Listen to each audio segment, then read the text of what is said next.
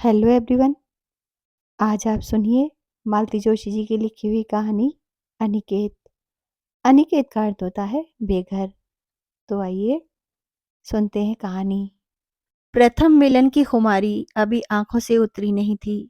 वीरेश ने अलस भाव से फिर एक बार मृणाल को अंक में भर लेना चाहा, पर उसका हाथ खाली बिस्तर टटोलता रह गया।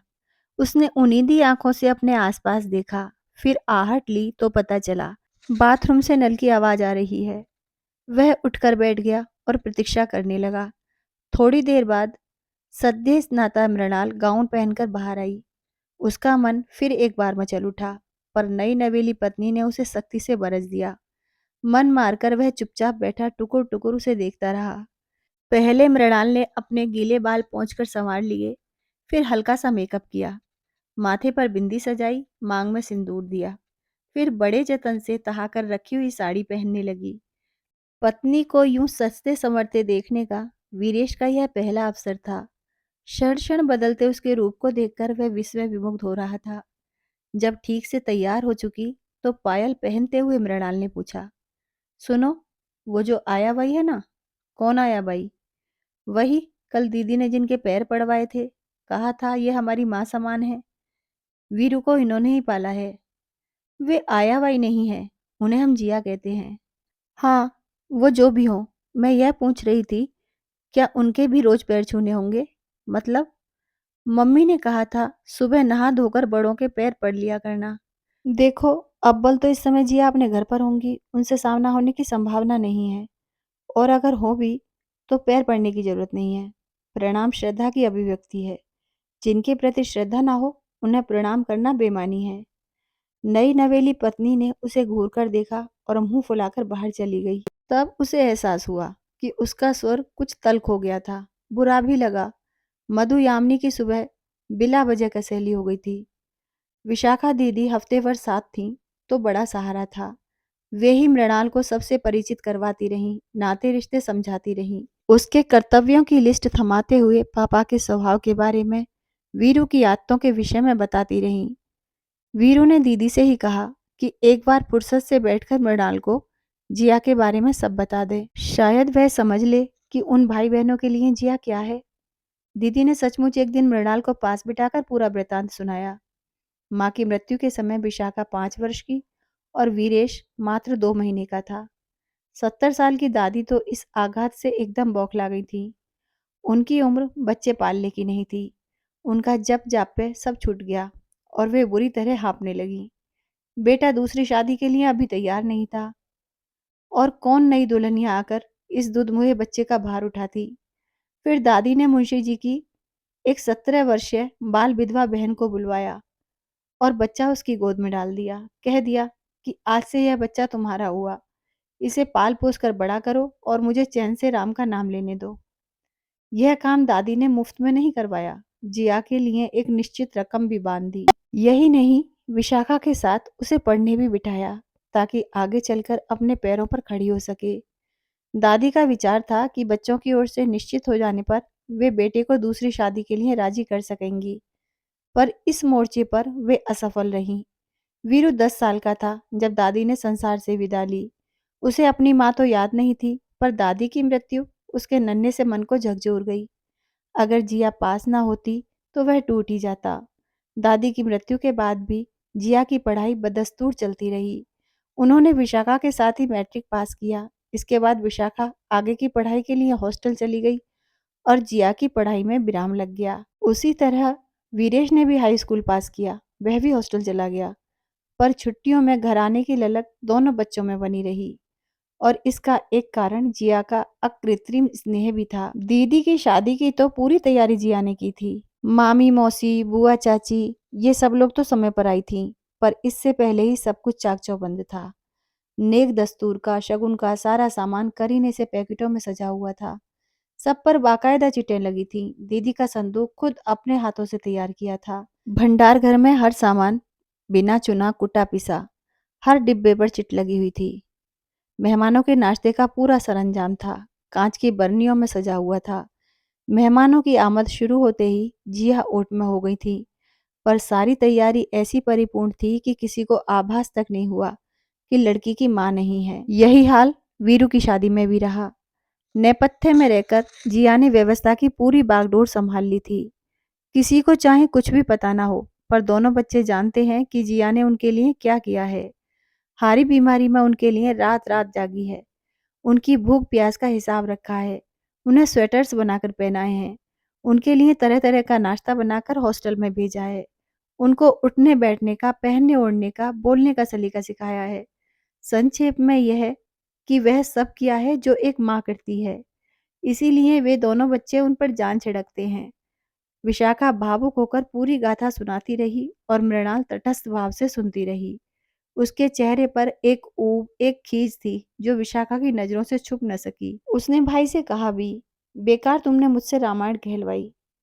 She was least interested, at least she knows the facts now, Veeru ने कहा। उससे क्या फर्क पड़ेगा, दीदी ने मुंह बनाकर कहा। और सचमुच कोई फर्क नहीं पड़ा। जिया के प्रति मृणाल का उपेक्षा का, अवज्ञा का भाव वैसा ही बना रहा। विशाखा दीदी को यहाँ से सीधे अमेरिका उड़ना था। इसीलिए वीरेश ने अपनी हनीमून ट्रिप स्थगित कर रखी थी। दीदी की विदाई के बाद ही वे लोग गोवा जाएंगे और वहां से सीधे भोपाल अपनी नौकरी पर, यही तय हुआ था। विदाई वाले दिन पहली बार जिया ने उन लोगों के कमरे के बाहर खड़े होकर हौले से आवाज दी, बहू रानी। मृणाल का चेहरा एकदम तन गया था, फिर भी वह चुपचाप बाहर आकर खड़ी हो गई। सुनो बेटे, जरा अपने सुहाग भरे हाथों से अपनी दीदी का रोली टीका तो कर दो। खील पताशों से, नारियल सुपारी से उसकी गोद भी भर देना। और फिर दीदी को चौकी पर बिठाकर उन्होंने मृणाल से सारी रस्में करवाईं। खील पताशे आंचल में समेटकर दीदी ने पहले ठाकुर जी को प्रणाम किया, फिर पापा के पैर छुए। इसके बाद जिया के गले लग गईं। दोनों खूब रोईं। बड़ी मुश्किल से दीदी को चुप करवाया जा सका। ये काम भी जिया को ही करना पड़ा। 10 हिदायतें देकर उन्होंने दीदी को विदा किया। पापा, वीरू और मृणाल गेट तक छोड़ने गए। जिया ओट में खड़ी साश्रु नेत्रों से देखती रही। जाते समय विशाखा बार बार जता कर गई थी, पापा अब जल्दी से अपना पासपोर्ट बनवाइए। आपको मेरे यहाँ आना है और पूरे 6 महीने तक रहना है। अब वीरू की शादी हो गई है, अब आपका कोई बहाना नहीं चलेगा। अगले 4 साल तक न विशाखा ही आ पाई, न पापा का जाना ही हो सका। पापा जाने का मन नहीं बना पाए क्योंकि बहू का पाँव भारी था। कुणाल के जन्म के बाद तो वे पोते के मोह में ऐसे बंध गए कि बेटी से किया हुआ वादा भी भूल गए। भोपाल उन्हें कभी अच्छा नहीं लगा था, पर कुणाल के लिए उनके बार बार चक्कर लगते रहे। बीरेश उनके पासपोर्ट की व्यवस्था कर ही रहा था कि एक दिन अचानक उन्होंने दूसरा ही टिकट कटा लिया। वो तो अच्छा हुआ कि वो भोपाल आए हुए थे, इसीलिए उन्हें तुरंत दक्ष डॉक्टरों की सेवा मिल गई। वीरू ने उन्हें सबसे अच्छे नर्सिंग होम में भर्ती कर दिया था। डॉक्टरों की पूरी टीम उन्हें बचाने का जी तोड़ प्रयास कर रही थी, पर सब व्यर्थ हो गया। बस यही संतोष रहा कि जो कुछ किया जा सकता था सब किया। यही अटैक अगर गांव में आता तो क्या होता। पापा के अंतिम क्षणों की छटपटाहट वीरू को आज भी याद है। नर्स, डॉक्टर्स सब समझ रहे थे कि चला चली की वेला है, पर अपनी ओर से औपचारिकताएं निभाए जा रहे थे। समझने को तो वीरू भी समझ रहा था और यही चाह रहा था कि जो कुछ होना है शांति से हो जाए। पापा की बेचैनी देखी नहीं जा रही थी। वह उनके पलंग पर बैठ गया। अपने दोनों हाथों में उनका हाथ लेकर सहलाते हुए उसने कहा, पापा आप दीदी के लिए व्याकुल हो रहे हैं ना? मैंने फोन कर दिया है, बस आजकल में वह पहुंचती ही होगी। पापा की भावशून्य आंखें उसे घूरती रहीं। पापा आप इत्मीनान रखिए, मेरा घर दीदी के लिए हमेशा खुला रहेगा। उसे वहां भी वही आदर मान और प्यार मिलेगा। जमीन जायदाद को लेकर भी हम दोनों के बीच में कोई विवाद नहीं होगा। वह जो चाहेगी, जितना चाहेगी, मैं खुशी खुशी दे दूंगा। पापा सूनी सूनी आंखों से उसे देखते रह गए। अचानक वीरू के दिमाग में बिजली सी कौंधी। उसने पापा के कान के पास झुककर फुसफुसाकर कहा, पापा आप जिया की चिंता मत कीजिए, मैं आजीवन उनकी देखभाल करता रहूंगा, वचन देता हूँ। पहली बार पापा की आंखों में कोई भाव उभरा। उनके होठ फड़फड़ाए। उन्होंने वीरू के दोनों हाथों को उठाकर चूम लिया और आंखें मूंद ली। वैधानिक दृष्टि से तो पापा की मृत्यु उसके 1.5 घंटे बाद हुई, क्योंकि तब तक सांस चल रही थी। पर वीरू जानता है, मन से वह असत्य का बोझ हटते ही पापा चिर निद्रा में चले गए।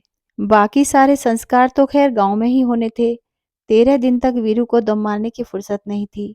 दीदी के आते ही उनसे गले लगकर फूट फूट कर रोया था। उसके बाद तो रोने का भी अवकाश न रहा। सारे कार्यक्रम निर्विघ्न समाप्त होने के बाद ही वह चैन की सांस ले सका। अब भोपाल वापस लौटना था। उसकी समझ में नहीं आ रहा था कि यहाँ का तामझाम कैसे समेटे, क्या व्यवस्था करे। नौकरों की एक पलटन थी, आधा दर्जन गाय थी, 2 कुत्ते थे, एक घोड़ा था, एक शेवरलेट कार थी। एक अकेले इंसान के जाते ही सारी चीजें एकदम बेमानी हो गई थी। उसे सबसे ज्यादा चिंता थी जिया की। बार बार पापा को दिया हुआ वचन याद आ रहा था। आखिरकार उसने हिम्मत करके पूछ ही लिया, मृणाल, जिया को साथ ले चलें? जिया को क्यों? यहाँ रहकर भी क्या करेंगी? वहां रहेंगी तो कुणाल से उनका जी बहला रहेगा। तुम भी निश्चिंत होकर क्लब में या किसी पार्टीज में जा सकोगी। सो तो ठीक है, पर रखेंगे कहाँ? सर्वेंट क्वार्टर तो चौकीदार को दिया हुआ है। खाली करवाएंगे तो मेरी मुसीबत हो जाएगी। उसकी बीवी मेरा पूरा काम करती है। तुम जिया को सर्वेंट क्वार्टर में रखोगी? यहाँ भी तो आउट हाउस में रहती हैं। वह आउट हाउस नहीं है, भरा पूरा घर है। वहां उनका पूरा परिवार रहता था। तो परिवार के साथ ही रहे ना। मैंने कहा कि पूरा परिवार रहता था। वीरेश ने था शब्द पर जोर देते हुए कहा। अब तो पूरा परिवार बिखर गया है। भाई भाभी बहुत पहले ही चल बसे थे। एक भतीजा कुवैत में है, एक दक्षिण भारत में कहीं है। माँ बाप के जाने के बाद दोनों ने कभी पलटकर इधर का रुख नहीं किया। एक बहन है जो खुद ही अपनी बेटी के घर पड़ी हुई है। जिया वहां तो कभी नहीं जाएंगी। तो ओल्ड होम में रखवा दो ना। ओल्ड होम मतलब वृद्ध आश्रम में? क्यों, क्या हर्ज है? सुना है वहां गरीब बेसहारा बुजुर्गों की अच्छी देखभाल होती है। वीरेश ने कहना चाहा कि जिया ना तो गरीब है और ना बेसहारा, पर उसने चुप रहना ही श्रेष्ठकर समझा। वह प्रसंग वहीं समाप्त हो गया। हर बार की तरह मुंशी जी गांव से आए हुए थे। अपने साथ घर का घी, आम, साग, सब्जी आदि लेकर आए थे। जाते समय वीरेश ने पूरे अमले का खर्च उन्हें सौंप दिया था।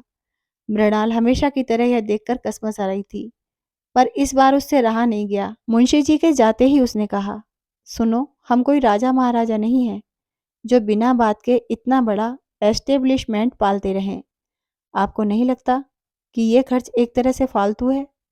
फालतू क्यों है? इतना बड़ा मकान क्या लावारिस छोड़ा जा सकता है? चौकीदार ना रखें तो लोग दरवाजे खिड़कियां उखाड़ कर ले जाएंगे। चोर उचक्के घर के बर्तनों पर हाथ साफ कर देंगे। माली ना रखें तो लोग बगीचा नोच खाएंगे।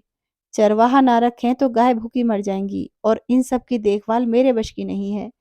इसलिए मुंशी जी को भी नहीं हटाया जा सकता। इसीलिए तो कहती हूँ कि कोई परमानेंट व्यवस्था करो ना, ताकि यह हर महीने का झंझट ही समाप्त हो जाए। क्या व्यवस्था करूं? जानवर बेच सकता हूँ, गाड़ी ठिकाने लगा सकता हूँ, पर मकान का क्या करूं? उस छोटे से कस्बे में इतनी बड़ी हवेली के लिए किराएदार कहाँ से लाऊं? तो बेच दो। वीरेश ने मृणाल की ओर ऐसी नजरों से देखा कि पल भर को तो वह सहम ही गई। फिर भी साहस बटोरकर अपनी बात पर जोर देते हुए उसने कहा, देखो, वी मस्ट बी प्रैक्टिकल। इतनी बड़ी प्रॉपर्टी वहां पड़े पड़े बर्बाद हो रही है। इससे तो अच्छा है बेच दो, यही ना? क्या तुम पापा की बरसी तक भी इंतजार नहीं कर सकती? ओफो, मैं कोई आज ही बाजार में खड़े होने के लिए कह रही हूँ क्या? पर इस दिशा में सोचना तो शुरू कर सकते हो। इतनी बड़ी प्रॉपर्टी का खरीदार कोई एक दिन में नहीं मिल जाएगा, महीनों लग सकते हैं। पापा जी की 2-3 बरसी निकल जाएंगी। डैडी कह रहे थे कम से कम 2 करोड़ तो मिलना ही चाहिए।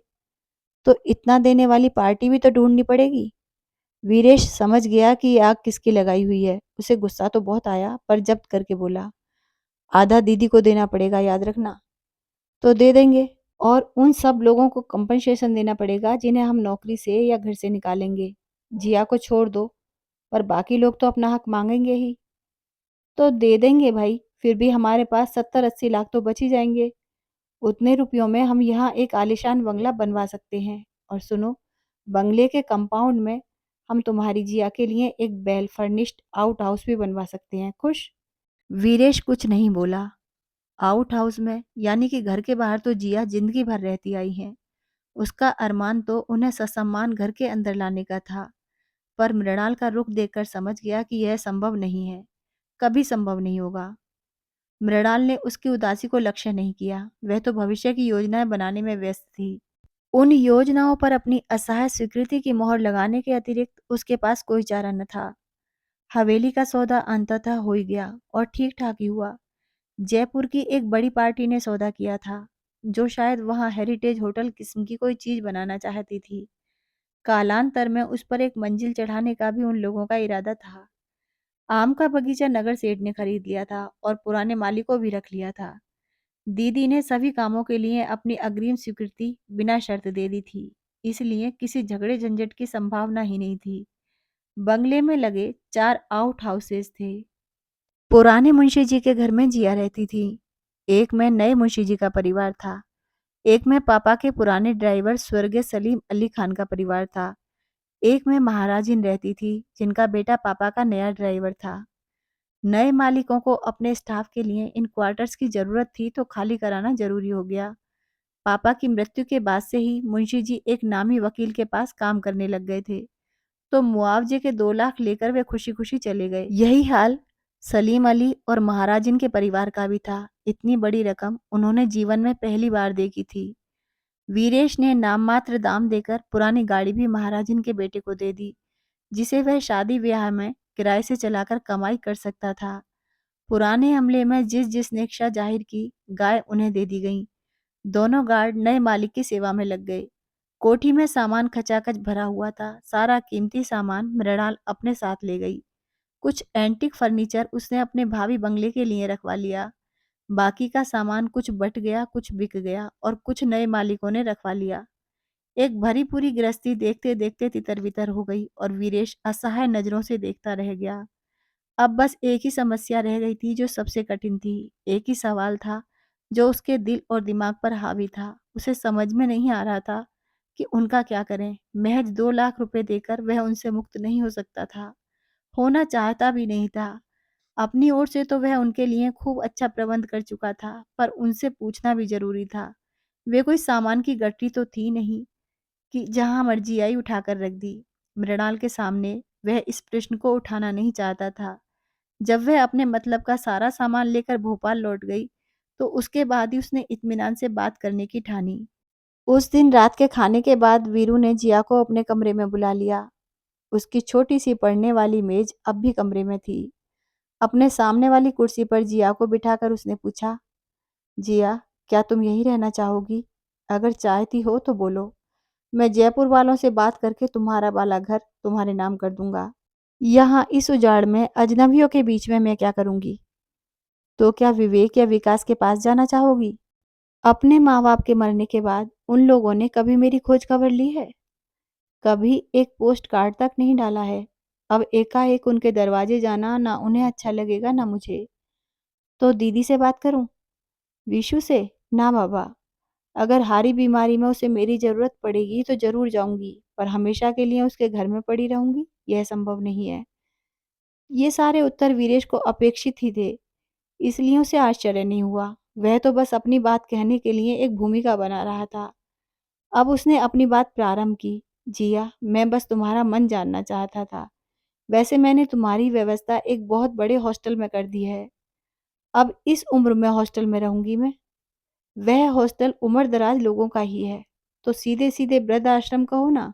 नहीं, वह वृद्ध आश्रम नहीं है, हॉस्टल है। बल्कि यूं कहो कि 3 स्टार होटल है। वहाँ सब संपन्न घरों के लोग रहते हैं। किसी के बच्चे विदेश में हैं, किसी के बच्चे हैं ही नहीं। बड़े बड़े बंगलों में अकेले रहना आजकल खतरनाक हो गया है, इसलिए यहाँ आ गए हैं। कुछ लोग जोड़े से हैं, कुछ का जोड़ा बिछुड़ गया है। अकेलापन काटने के लिए यहाँ आ गए हैं। कुछ लोग इसलिए आ गए हैं कि बहू बेटे उन्हें रखना नहीं चाहते। वीरेश रुककर जिया की प्रतिक्रिया की प्रतीक्षा करता रहा। जब वे कुछ नहीं बोली तो उसने आगे कहा, मैं सब कुछ अपनी आंखों से देख आया हूँ। बहुत ही अच्छी व्यवस्था है। बढ़िया हवादार कमरे हैं। अटैच्ड टॉयलेट्स हैं। हर कमरे में एसी, टीवी, टेलीफोन और छोटा सा फ्रिज है। इंटरकॉम पर फोन करके कमरे में चाय नाश्ता मंगवा सकती हो। खाना सबके साथ हॉल में न खाना हो तो कमरे में मंगवा सकती हो। घूमना चाहो तो छोटा सा बगीचा है, लॉन है। रोज एक डॉक्टर राउंड पर आता है। दिन में और रात में अलग अलग सिस्टर्स ड्यूटी पर रहती हैं। चौबीसों घंटे एक एम्बुलेंस कंपाउंड में खड़ी रहती है, ताकि इमरजेंसी में परेशानी ना हो। इतना सब कुछ है तो खर्च भी बहुत आता होगा। खर्च की चिंता तुम क्यों करती हो? वह मेरा जिम्मा है। इसके अलावा मैं बैंक में तुम्हारा खाता भी खोल दूंगा। पास ही स्टेट बैंक की शाखा है। जब चाहो जितना चाहो निकाल लिया करना। मुझे बस यह बताओ कि क्या वहाँ रह लोगी? क्यों नहीं? जब इतने लोग रहते हैं तो मैं भी रह लूँगी। मगर अब अगर मगर छोड़ो और जल्दी से यह फॉर्म भर दो। मैं खुद ही भर देता, पर इसमें दुनिया भर की बातें पूछी हैं। तुम्हारी जन्म तिथि, ब्लड ग्रुप, एलर्जी अगर कोई हो तो, और क्रोनिक बीमारी, चश्मे का नंबर और भी जाने क्या-क्या। यह सब भरना पड़ेगा। और क्या? जब वे लोग पूरी ज़िम्मेदारी ले रहे हैं, तो पूरी केस हिस्ट्री तो रिकॉर्ड में होनी ही चाहिए ना। जिया ने फॉर्म हाथ में लिया और पढ़ने लगी। उनका नाम सुमित्रा देवी ठीक ही लिखा था, पर पति के नाम पर कॉलम पढ़ते ही वे चौंक पड़ी। ये किसका नाम लिख दिया है वीरू तूने? पता नहीं था तो मुझसे पूछ तो सकता था। जिया, जिस आदमी की शक्ल तक तुम्हें याद नहीं है, उसका नाम मुझे कैसे पता होगा? तो इसका मतलब तू जो मर्जी आए वही लिख देगा? मैंने कुछ गलत तो नहीं लिखा है जिया? वीरू ने उनकी आंखों में सीधे देखते हुए कहा। क्या तुम उनकी पत्नी नहीं थी? जिया का चेहरा एकदम स्याह पड़ गया। उन्होंने दोनों हथेलियों में अपना मुंह छिपा लिया। उनका वश चलता तो वह उठकर ही चल देती, पर जैसे किसी ने उनकी सारी शक्ति ही निचोड़ ली थी।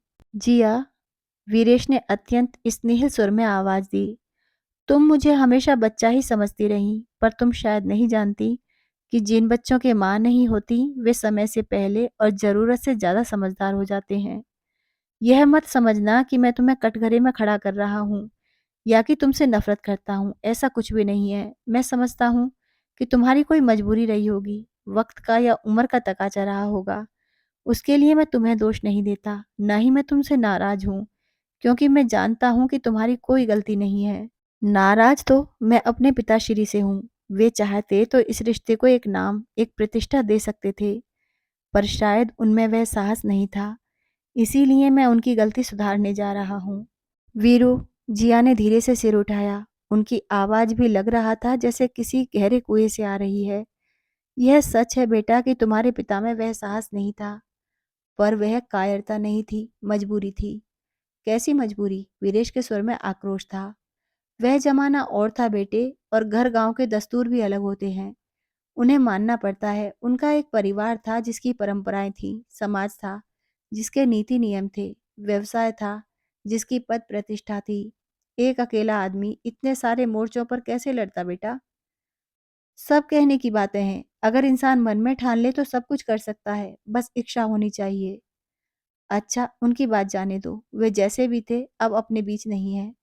तुम अपनी कहो। अपनी क्या?